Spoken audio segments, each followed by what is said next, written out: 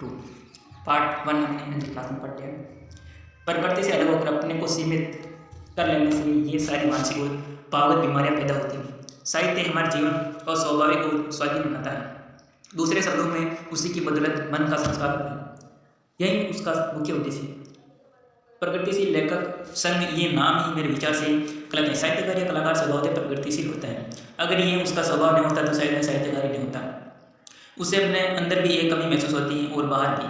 इस कमी को पूरा करने के लिए उसकी आत्मा बेचैन रहती है। अपनी कल्पना में व्यक्ति और समाज को सुख और स्वच्छंदता की जिस अवस्था में देखना चाहता है वह उसे दिखाई नहीं देती। इसलिए वर्तमान मानसिक और सामाजिक अवस्थाओं से उसका दिल उड़ता रहता है। वह इन अप्रिय अवस्थाओं का अंत कर देना चाहता है, जिससे दुनिया जीने और मरने के लिए इससे अधिक अच्छा स्थान हो जाए। यही वेदना और यही भाव उसके हड्डी और मस्तिष्क को सक्रिय बनाए रखता है। उसका दर्द से भरा हृदय इसे सहन नहीं कर सकता है कि यह समुदाय क्योंकि सामाजिक नियमों और रूढ़ियों के बंधन में पड़कर कष्ट भोगता रहे।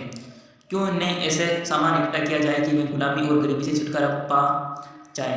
वह इस वेदना को जितनी बेचैनी के साथ अनुभव करता है उतनी ही उसकी रचना में जोर और सच्चाई पैदा होती है। अपनी अनुभूतियों को वह जिस कर्मानुपात में व्यक्त करता है वही उसकी कला कुशलता का रहस्य है। पर शायद विशेषता पर जोर देने की जरूरत इसलिए पड़ी कि प्रगति या उन्नति से प्रत्येक लेखक या ग्रंथकार एक ही अर्थ नहीं ग्रहण करता। जिन अवस्थाओं को एक समुदाय उन्नति समझ सकता है दूसरा समुदाय असंदिग्ध अवनति मान सकता है। इसलिए साहित्यकार अपनी कला को किसी उद्देश्य का अधीन नहीं करना चाहता। उसके विचारों में कला मनोभावों के व्यक्तिकरण का नाम है, चाहे उनके भाव से व्यक्ति या समाज पर कैसा ही असर क्यों नहीं पड़े। उन्नति से हमारा तात्पर्य उस स्थिति से है जिससे हमसे दृढ़ता और क्रम शक्ति उत्पन्न हो, जिससे हमें अपनी दुखावस्था की अनुभूति हो। हम देखें कि किन अंतर्ब्रह्म कारणों से हम इससे निर्जीवता और हास की अवस्था को पहुँच गए और उन्हें दूर करने की कोशिश करें। हमारे लिए कविता के वे भाव निरर्थक हैं जिनसे संसार की नश्वरता का आधिपत्य हमारे हृदय पर और दृढ़ होते हैं, जिनसे हमारे मानसिक पत्रों के पृष्ठ परे रहते हैं। हमारे लिए अर्थहीन अगर वे हमें हरकत और गर्मी नहीं पैदा करती। अगर हमने दो नव युवकों की प्रेम कहानी कह डाली पर उससे हमारे सौंदर्य प्रेम पर कोई असर नहीं पड़ा और पड़ा भी तो केवल इतना कि हम उनकी वीर वीरता पर रोए, तो इससे हमें कौन सी मानसिक या रुचि संबंधी गति पैदा हुई है। इन बातों से किसी जमाने में हमें भावावेश हो जाता रहा हो, पर आज के लिए वे बेकार है। इस भावोत्तेजनक कला का अब जमाना नहीं रहा। अब तो हमें उस कला की आवश्यकता है जिसमें क्रम का संदेश हो। अब तो हजरत इकबाल के साथ हमें भी कहते हैं, रमजे हयात जोई चुजुदर तपिसे नियाबी दर्द कुल जुलूम आर्मिदन नक्सत आबे जुड़ा बे आसियान नहीं नसीनम चे लचते प्रवाज गहे बसाके कुलम गहे बर लबे जुए। अर्थात अगर तुझे जीवन के रहस्य की खोज है तो वे तुझे संघर्ष के सिवा और कहीं नहीं मिलने का सागर में जाकर विश्राम करना नदी के लिए लज्जा की बात है। आनंद पाने के लिए मैं घोंसले में कभी बैठता नहीं, कभी फूलों की टहनियों पर तो कभी नदी तट पर होता हूँ।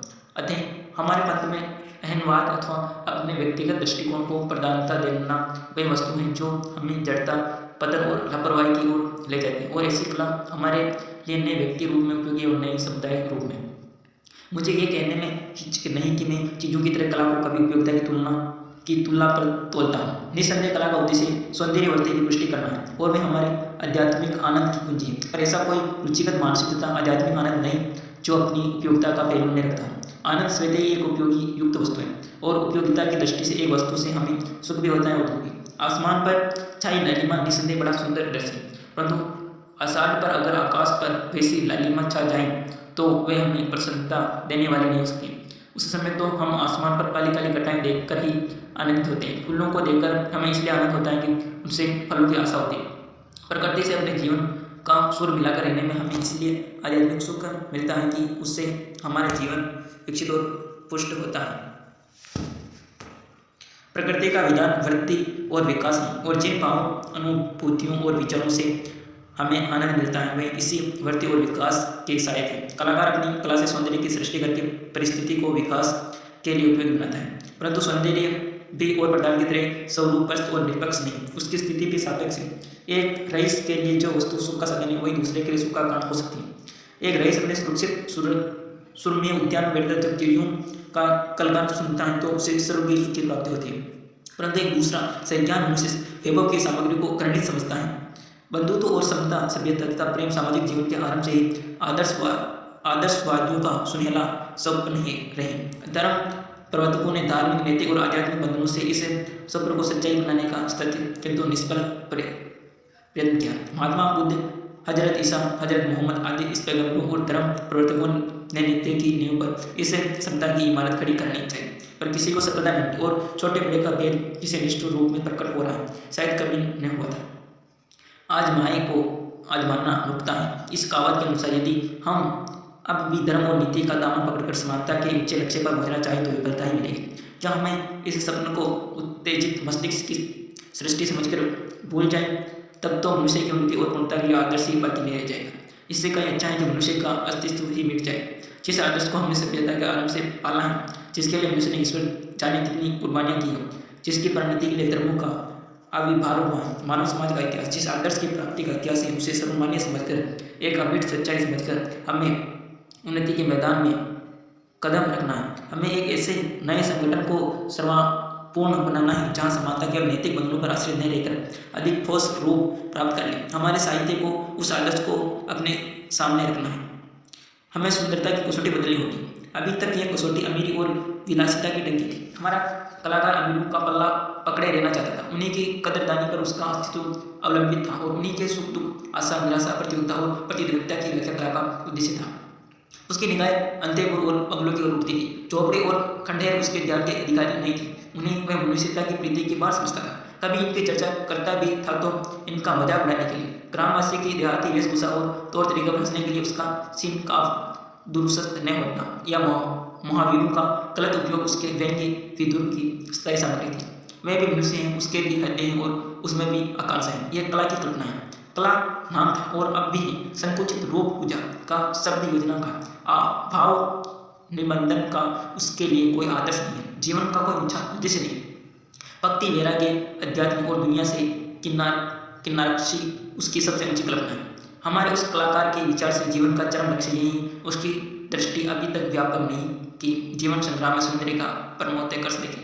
उपवास और नग्नता में भी सौंदर्य का अस्तित्व संभव है। इसे कदाचित वह स्वीकार नहीं करता। उसके लिए सौंदर्य सुंदर स्त्री में, उसे बच्चों वाली करीब रूप रहित स्त्री में नहीं, जो बच्चों को खेत की मेड़ पर सुलाए पसीना बहा रही। उसने निश्चय कर लिया कि रंगे फोटो, कपोलों और भौं में निसंदेह सुंदरता का वास है। उसके उलझे हुए बालों, पेपड़ों पड़े हुए होठों और कुमलाए हुए गालों पर सौंदर्य का प्रवेश कहा। पर यह संकीर्ण दृष्टि का दोष है। अगर उसकी सौंदर्य देखने वाले दृष्टि में विस्तृत आ जाए तो मैं देखोगे कि रंग, फोटो और कपोलों की आड़ में अगर रूप, गर्व और निष्ठुरता की छिपी है तो इन मुरझाए हुए होठों और कुमलाए गालों के आंसू में त्याग, श्रद्धा और कष्ट, सहिष्णुता, हाँ, उसमें नफासत नहीं, दिखावा नहीं, सुकुमारता नहीं। हमारी कला यौवन के प्रेम में पागल है। हमारी कला यौवन के प्रेम में पागल है और यह नहीं जानती कि जवानी छाती पर हाथ रखकर कविता पढ़ने, नायिका की निष्ठुरता का रोना रोनी या उनके रूप, गर्व और चौचलों पर सिर धुनने में नहीं है। जवानी नाम है आदर्शवाद का, हिम्मत का, कठिनाई से मिलने की इच्छा का, आत्मत्याग का। उसे तो इकबाल के साथ कहना होगा, अज दस्ते जुनूनी मन जीविल जम्बू से दे, यजता बकमंद आवर एक हिम्मती मर्दाना। अर्थात मेरे उन्मत्त हाथों के जिरविल एक घटिया शिकार है, एक हिम्मत मर्दाना। क्यों ने अपनी कमंद में तू खदा कोई फफांस लाए, चूम मौज साजे बजुदम जैसल बेपरवास्त, गुमा मबर की दरी बहर साहिल जो है। अर्थात तरंगी बाती मेरे जीवन की तरी भी परवाह की ओर से बेपरवाही है। यह नहीं सोचो कि समुद्र में किनारा ढूंढ रहा हूँ। और ये अवस्था उस समय पैदा होगी जब हमारा सौंदर्य व्यापक हो जाएगा, जब सारी सृष्टि उसकी प्रीति में आ जाएगी। व्यापक हो जाएगा, वह किसी विशेष श्रेणी तक ही सीमित नहीं होगा। उसकी उड़ान के लिए केवल बाहर की चार दीवारियाँ होगी, किंतु वह वायुमंडल होगा जो सारे भूमंडल को घेरे हुए। तब कुरुचि हमारे लिए सामने होगी। तब हमें उसकी जड़ें खोलने के लिए कमर कसकर तैयार हो जाएंगे। हम जब ऐसी व्यवस्था को सहन नहीं कर सकेंगे कि हजारों आदमी कुछ अत्याचारियों की गुलामी करें, तभी हम केवल कागज के पृष्ठों पर सृष्टि करके ही संतुष्ट न हो जाएंगे, किंतु उस विधान की सृष्टि करेंगे जो सौंदर्य, सुरुचि, आत्मसम्मान और मनुष्यता का विरुद्ध है। साहित्यकार का लक्ष्य केवल महफिल सजाना और मनोरंजन का सम्मान जुटाना नहीं, उसका दर्जा इतना नहीं गिराए, वे देशभक्ति और राजनीति के पीछे चलाने वाले सच्चाई भी नहीं, बल्कि उनकी आदि मसाल दिखाती हुई चलने वाली सच्चाई है। हमें अक्सर ये शिकायत होती है कि साहित्यकारों के लिए समाज में कोई स्थान नहीं। तो भारत के साहित्यकारों के लिए सभ्य देशों में तो साहित्यकार का समाज का सम्मानित सदस्य है और बड़े बड़े अमीर और मंत्रिमंडल के सदस्य उससे मिलने में अपना गौरव समझते हैं, परंतु हिंदुस्तान तो अभी मध्यम युग की अवस्था में पड़ा है। यदि साहित्यकार ने अमीरों के आंदोलन कांचलों और क्रांतिकारियों से बेखबर हो जो समाज में हो रही है, अपनी ही दुनिया बनाकर उसमें रोता और हंसता हो, तो इस दुनिया में उसके लिए जगह नहीं होने में कोई अन्याय नहीं। जब साहित्यकार बनने के लिए अनुकूल रुचि के सिवा और कोई कदर नहीं रही, जैसे महात्मा बनने के लिए किसी प्रकार की शिक्षा की आवश्यकता नहीं, आध्यात्मिकता उच्चता ही काफी है। जो जैसे महात्मा लोग दर दर फेरने लगे, उसी तरह साहित्यकार भी लाखों निकला है। इसमें शक नहीं है कि साहित्यकार पैदा होता है, बनाया नहीं जाता। पर यदि हम शिक्षा और जिज्ञासा से प्रकृति के इस ज्ञान को बढ़ा सके तो निश्चय ही हम साहित्य की अधिक सेवा कर सकेंगे। अरस्तु ने और दूसरे विद्वान जो भी साहित्यकार बनने वालों के लिए कड़ी शर्तें लगाई और उनकी मानसिक, नैतिक, आध्यात्मिक और भावगत सभ्यता तथा शिक्षा के लिए सिद्धांत और विधियाँ निश्चित कर दी है। मगर आज तो हिंदी में साहित्यकार के लिए प्रवृत्ति मात्र अल्लाह समझी जाती है और किसी प्रकार की तैयारी की उसके लिए आवश्यकता नहीं। मैं राजनीति, समाज शास्त्र या मनोविज्ञान से सर्वथा अपरिचित हूँ, फिर भी मैं साहित्यकार हूँ। साहित्यकार के सामने आजकल तो आदर्श रखा गया है कि उसके अनुसार यह सभी विद्याएं उसके विशेष अंग बन गई और साहित्य की प्रवृत्ति अहनवाद या व्यक्तिवाद तक परिमित नहीं रही, बल्कि मैं मनोवैज्ञानिक और सामाजिक होती जाती। जब अब वह व्यक्ति को समाज से अलग नहीं देखता, किंतु उसे समाज के एक अंग रूप में दिखता है। इसलिए नहीं कि वह समाज में हुकूमत करे, उसे अपनी स्वार्थ साधना का औजार बनाए मानो उसमें और समाज में सनातन स्थूलता है, बल्कि इसलिए कि समाज के अस्तित्व के साथ उसका अस्तित्व कायम है और समाज से अलग होकर उसका मूल्य शून्य के बराबर हो जाता है। हम में से जिन्हें सर्वोत्तम शिक्षा और सर्वोत्तम मानसिक शक्तियाँ मिली हैं, उन पर मानसिक समाज के प्रति उतनी ही जिम्मेदारी भी है। हम उस मानसिक पूंजीपति को पूजा की योग्य नहीं समझेंगे जो समाज के पैसे उच्च शिक्षा प्राप्त कर उसे शुद्ध साधन में लगाता है। समाज में से निजी लाभ उठाना ऐसा काम है जिसे कोई साहित्यकार कभी पसंद नहीं करेगा। उसे मानसिक पूंजीपति का कर्तव्य है कि मैं समाज के लाभ को अपने निज के लाभ से अधिक ध्यान देने योग्य समझे, अपनी विद्या और योग्यता से समाज को अधिक लाभ पहुँचाने की कोशिश करें। वह साहित्य के किसी भी विभाग में प्रवेश क्यों नहीं करें, उससे विभाग से विशेषते और सब विभागों से सामान्यतः परिचय हो। अगर हम अंतर्राष्ट्रीय साहित्यकार सम्मेलन की रिपोर्ट पढ़े तो हम देखेंगे ऐसा कोई शास्त्रीय, सामाजिक, ऐतिहासिक और मनोवैज्ञानिक प्रश्न नहीं है जिस पर उनमें विचार विनिमय नहीं होता हो। इसके विरुद्ध अपनी ज्ञान सीमा को देखते हैं तो अपने ज्ञान पर लग जाते हैं। हमने समझ रखा है कि साहित्य रचना के लिए आशुबद्ध और तेज कलम काफी, पर यही विचार हमारी साहित्यिक अवनति का कारण है। हमें अपने साहित्य का मानदंड ऊंचा करना होगा जिसमें वह समाज की अधिक मूल्यवान सेवा कर सके, जिसमें समाज में उसे वह पद मिले जिसका वह अधिकारी है, जिसमें वह जीवन के प्रत्येक विभाग की आलोचना विवेचना कर सके और हम दूसरी भाषाओं तथा साहित्यों का झूठा खाकर ही संतोष नहीं करें, किंतु खुद भी उससे पूंजी को बढ़ाए। हमें अपनी रुचि और प्रवृत्ति के अनुकूल विषय चुन लेने चाहिए और विषय पर पूर्ण अधिकार प्राप्त करना चाहिए। हम जिस आर्थिक अवस्था में जिंदगी बिता रहे हैं उसमें ये काम कठिन अवश्य है, पर हमारा आदर्श ऊंचा रहना चाहिए। हम पहाड़ की चोटी तक नहीं पहुंच सकेंगे तो कमर तक तो पहुंच ही जाएंगे, जो जमीन पर पड़े रहने से कहीं अच्छा है। अगर हमारा अंतर प्रेम की ज्योति से प्रकाशित हो और सेवा का आदर्श हमारे सामने हो तो ऐसी कोई कठिनाई नहीं है जिस पर हम विजय नहीं प्राप्त कर सकें। जिन्हें धन वैभव प्यारा है, साहित्य मंदिर में उनके लिए स्थान है। यहाँ तो उन उपासकों की आवश्यकता है जिन्होंने सेवा को ही अपने जीवन की सार्थकता मान लिया, जिनके दिल में दर्द की तड़प हो और मोहब्बत का जोश हो, अपनी इज्जत तो अपने हाथ में। अगर हम सच्चे दिल से समाज की सेवा करेंगे तो मान, प्रतिष्ठा और प्रसिद्धि सभी हमारे पाँव चुमेंगी। फिर मान प्रतिष्ठा की चिंता हमें क्यों सताए और उसके न मिलने से हमें निराश क्यों हो। सेवा में जो आध्यात्मिक आनंद है वही हमारा मुस्कान है। हमें समाज पर अपना बड़ापन जताने, उस पर रोक जमाने की हवस क्यों, दूसरे से ज़्यादा आराम के साथ रहने की इच्छा भी हमें क्यों सताए। हम अमीरों की श्रेणी में अपनी गिनती क्यों कराएं। हम तो समाज की झंडा लेकर चलने वाले सिपाही और सारी जिंदगी के साथ ऊंची निकाय हमारे जीवन का लक्ष्य। जो आदमी सच्चा कलाकार है वह स्वार्थ में जीवन का प्रेमी नहीं हो सकता। उसे अपनी मन तुष्टि के लिए दिखावे की आवश्यकता नहीं, उससे घृणा होती है। मैं तो इकबाल के साथ कहता है, मर्दुम आजादम अबुना रायुरस की मरा मितवा कुस्तव यज्ञ जामी झुलाले इगरा। अर्थात मैं आज़ाद हूँ और इतना हयादार हूँ कि मुझे दूसरों के नितरे हुए पानी के एक प्याले से मारा जा सकता है। हमारी परिषद ने कुछ इसी प्रकार के सिद्धांतों के साथ कर्म क्षेत्रों में प्रवेश किया है। साहित्य का श्राप, कबाब और राग रंग का मुक्का पैसिव बना रहना उसे पसंद है। वह उससे उद्योग और कर्म का संदेश भाग बनाने का दावेदार है। उससे भाषा से बेस नहीं, आदर्श व्यापक होने से भाषा अपने आप सरल हो जाती है। भाव सौंदर्य बनाव श्रृंगार से बेपरवाही दिखा सकता है। जो साहित्यकार अमीरों का मुंह जोड़ने वाला है वे रईसी रचना शैली स्वीकार करता है। जो जनसाधारण का है वे जनसाधारण की भाषा में लिखता है। हमारा उद्देश्य देश में ऐसा वायुमंडल उत्पन्न कर देना है जिसमें अभीष्ट प्रकार का साहित्य उत्पन्न हो सके और बन सके। हम चाहते हैं कि सौंदर्य के केंद्रों पर हमारी परिषद स्थापित हो और वे साहित्य की रचनात्मक प्रवृत्तियों पर नियम पूर्वक चर्चा हो, नियम पढ़े जाए, बेस हो, आलोचना पर्यालोचना हो, तभी वह वायुमंडल तैयार होगा, तभी साहित्य में नए युग का आविर्भाव होगा।